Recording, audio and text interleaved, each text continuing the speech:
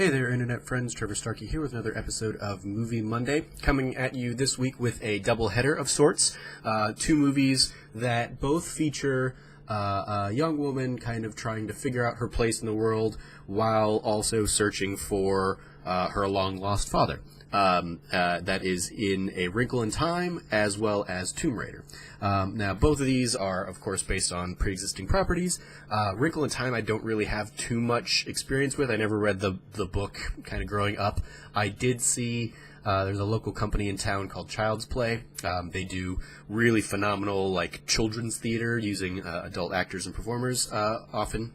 And they did a production of A Wrinkle in Time a few years ago that I ended up seeing. But like because I didn't have that pre-existing relationship with the material, it didn't really stick all that much. I remember like a few of the big kind of key points that also come up in and are revisited in the film, but it's definitely kind of a dark area in my literature background or whatever. Whereas I'm much more familiar with Tomb Raider, especially because this film is very much based off of the reboot from I think 2013 is when Tomb Raider got rebooted, and of course the subsequent Rise of the Tomb Raider, and upcoming Shadow of the Tomb Raider or whatever. I never really played the other Tomb Raider games growing up all that much. Like I remember having them on PC or having one of them on PC and trying it, and I just couldn't, like the controls never really flowed nicely for me, so I never really got into that series until the reboot. And so, yeah, that's kind of my history with these two films going in. So kind of from that jumping off point, talking about Wrinkle in Time first. Wrinkle in Time, I enjoyed. I get why people aren't as high on it as maybe other films, but I thought there were some actually like very surprising standout performances. Zach Galifianakis in particular surprised me. If you've seen like the trailers that have been marketed like crazy, there's of course that little clip of like, do I look like I'm joking to you? And he's doing this kind of pose or something like that, and the kid's like, yeah, a little bit. And so I was like, oh god, that's gonna be blah. But he actually has like some really heartfelt work with the young woman, Meg, I believe is her name, played by Storm Reed, I think. I saw that one a couple weeks ago, so I'm kind of going further off memory on that one. But he really surprised me. As far as like other standout performances, you had, I felt like Reese Witherspoon was really the only one of the Misses given something to do. Mrs. What's-It, Mrs. Witch, and Mrs. I don't remember. Mrs. Who, maybe. The Reese Witherspoon one, kind of in training, and she's kind of like a little, a little cocky in terms of like what she thinks she's gonna, bring to it, and she doesn't really trust or doesn't believe in Meg to really kind of be able to do what needs to be done in terms of kind of going after and finding her father.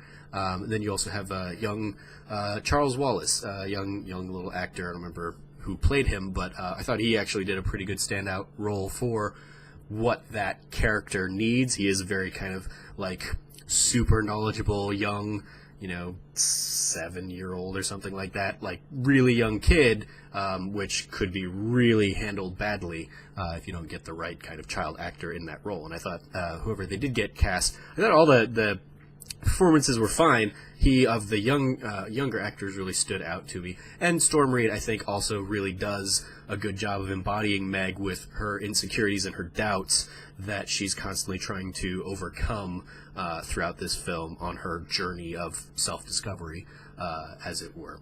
Chris Pine's also just delightful in his limited role in the film, seeing him kind of the love he has for his family, but also the passion and drive he has to shake hands with the stars, as I believe as I think that's kind of the line that kind of they keep calling back to. Visually, there are some very like stunning little things, but then also I think there's a lot of like, I feel like they could have pushed it further, or it would have been more engaging if it wasn't so crazily CGI. That's one of the things that I hate about the modern kind of filmmaking is how overly reliant it is on CGI, so everything just feels like, okay, well, none of this is real. They're all just standing on a green screen. None of this is practical that I'm looking at, and it's disappointing. I wish there was more practicality in the film that could have helped add to the beautiful vistas and landscapes and imagery that they play with in A Wrinkle in Time. But overall, I had a good time with it. There were a couple of moments that really, really got me again. Zach Galifianakis surprisingly gut-punched me with some really touching kind of performance on his end. And then there's also just one of the characters, Mindy Kaling's character, kind of only, for the most part, only talks in like quotes, using other. She has evolved beyond words, is I believe what they say. So she uses other people's words to kind of set the mood or kind of express what she's feeling in any given moment. And there was a moment near the end of the film it's not like a spoiler or anything, but she has a moment where she quotes, tomorrow there'll be more of us. She quotes people, and then like she says a quote, and then she says, Shakespeare, British, blah, blah, blah, Buddha, Nepalese, or something like that. And there was a moment where she quotes, tomorrow there'll be more of us, Miranda, American. And of course that is a reference to Hamilton and Lin-Manuel Miranda, and like that just got me really, really hard in the feels. So those are my thoughts on Wrinkle in Time. I enjoyed it. It probably wasn't something I needed to see in theaters, but it was a good enough time for what it was. I don't think I was the target audience for it. I think it is kind of a kind of allegory to younger audiences, to basically be like, hey, it's okay if you're not comfortable with who you are. You'll grow into that. It's okay to recognize your faults and feel insecure.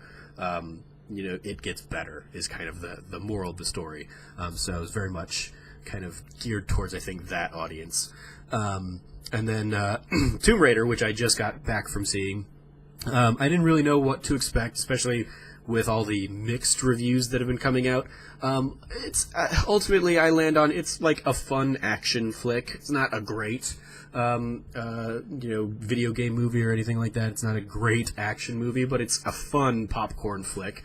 I think, and it is a modern day Indiana Jones type story. I think this one has a little bit more heart and love behind it again, because you have Lara kind of pursuing her father, trying to find out what happened to him.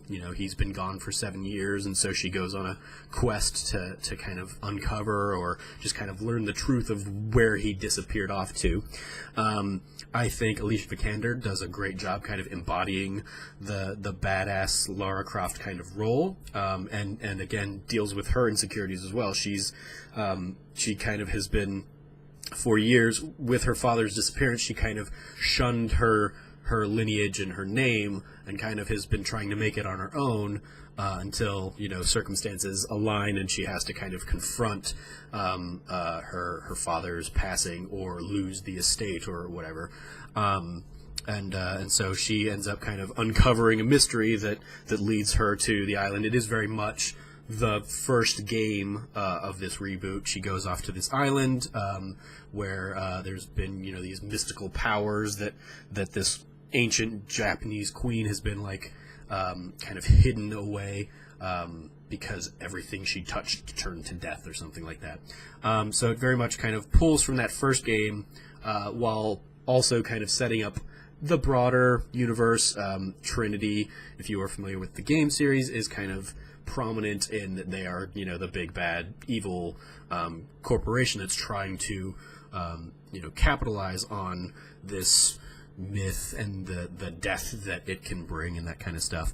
And yeah, it's fun action. It's another one that I think has an over-reliance on CGI and pushes the envelope of believability just a little too far at certain points. There were a few moments in particular I was like, okay, you went, there was no way she would have survived that. You could have just pulled it back a little bit and I would have still bought it, but when you go just that little extra bit over, I'm like, you pulled me out of the moment, and so it made it harder to believe. But if this ends up becoming a bigger franchise, I'll be interested to see kind of where they continue to take it. I imagine they'll continue kind of following the path of the games. They definitely kind of seem to be setting up that bigger universe within the film kind of franchise there. So it'll be interesting to see if it does well enough for them to kind of continue it on in the same way that they had with the Angelina Jolie ones. But yeah, I had a good time with it. Fun action. There were definitely moments where I felt like, oh, this is like direct references to like Indiana Jones films and stuff, and Last Crusade, Raiders of the Lost Ark, and that kind of stuff. So when they were leaning into that, I was really having a good time. And when they, kind of strayed away from that and went like, okay, we're gonna throw her out of this thing, and she's going to go flying through the forest and just tumbling and tumbling and tumbling. I was like, nobody would survive that. So I hope they, kind of find a better balance of that in any future films that they do in the series. So those are my kind of thoughts on Wrinkle in Time and Tomb Raider. Enjoyed them both. Had both, not great, but good fun times. I think both of them have some really strong moments, but also kind of are weighed down a little bit by some of their weaker elements. But definitely, I think worth seeing. So I was glad to have done it. So let me know what you think of Wrinkle in Time or Tomb Raider in the comments below. As always, I've been your host, Trevor Starkey from TrevorTrove.com. You can follow me at SnarkyStarkey on Twitter. And until next time, from here at the Trove, treasure your friends.